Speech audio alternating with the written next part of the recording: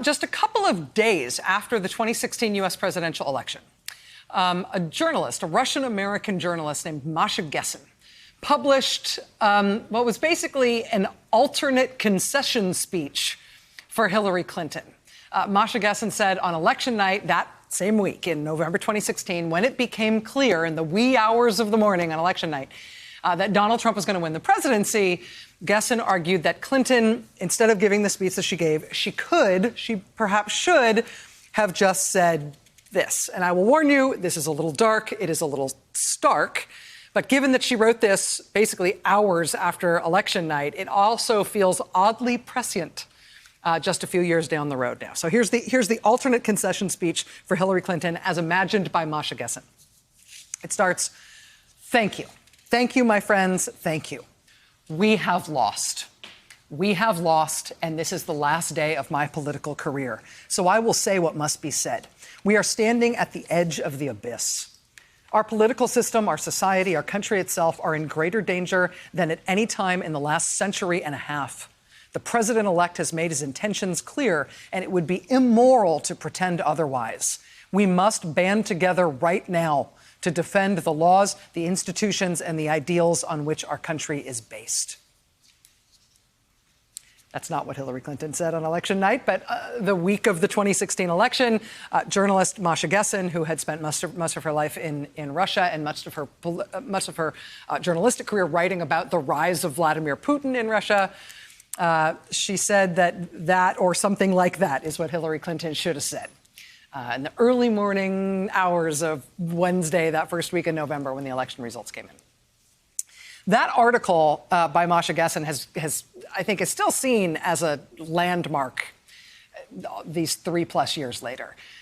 That article is remembered less for that alternate proposed concession speech for Hillary Clinton, calling on the country in that moment to band together to defend our laws and institutions. It's remembered less for that than it is for the set of rules that Masha Gessen went on to lay out for how to survive and preserve your sanity in a country that is shedding its democratic foundations and is shedding the strictures of the rule of law.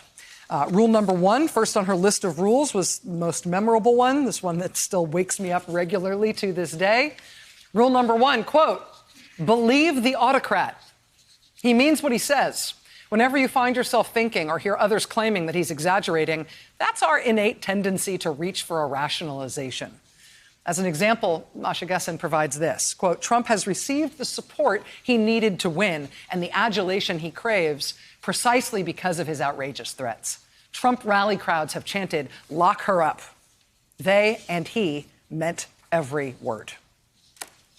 Well, fair enough. That is, in fact, the world that we have ended up living in over these past 3.5 years.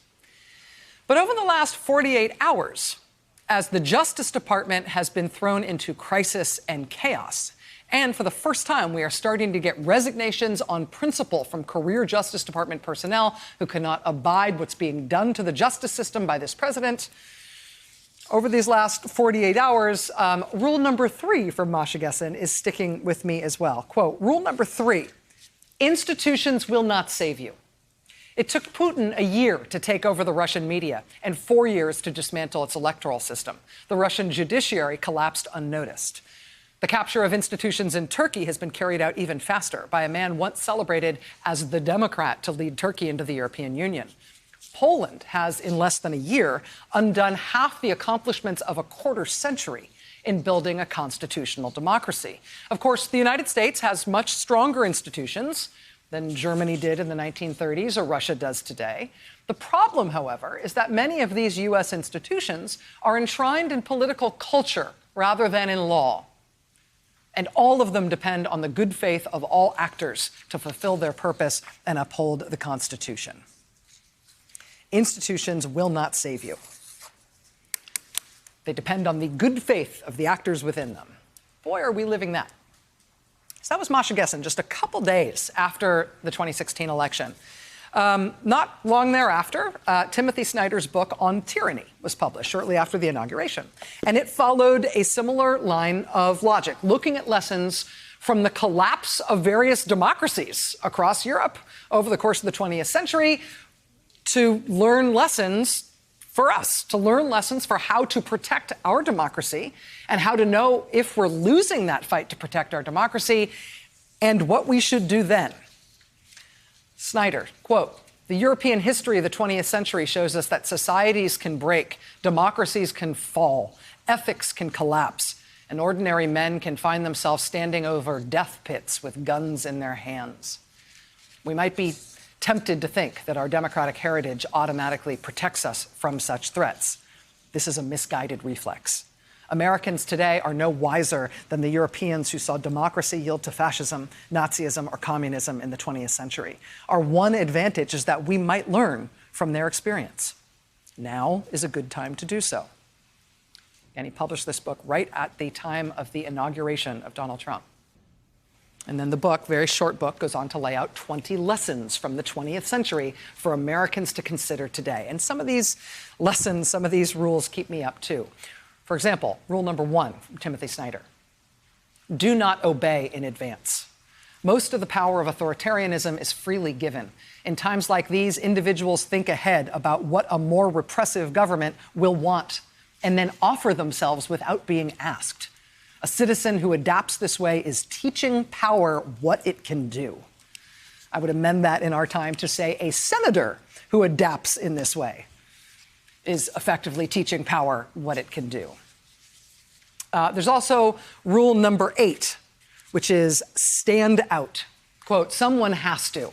It's easy to follow along. It can feel strange to do or say something different, but without that unease, there is no freedom. The moment you set an example, the spell of the status quo is broken and others will follow. Is that true? Here's the one that is sticking with me right now, given what is going on at the Justice Department and the sort of crisis that we have been thrown into in terms of the rule of law in this country over the past 48 hours. It's Snyder's rule number 2. Quote, defend institutions. It is institutions that help us to preserve decency. They need our help as well. Do not speak of our institutions unless you make them yours by acting on their behalf. Institutions do not protect themselves. They fall one after another unless each is defended from the beginning. So choose an institution you care about, a court, a newspaper, a law, a labor union, and take its side. So that's interesting, right? We get this one prescient warning from the Russian-American journalist. Institutions will not save you. They will fail. Do not count on them to save you. We get another warning from the eminent historian of 20th century collapse of democratic and rule of law countries. He says, yeah, institutions are important, but institutions do collapse unless each one of us actively defends and saves them from the kinds of pressures they're about to come under.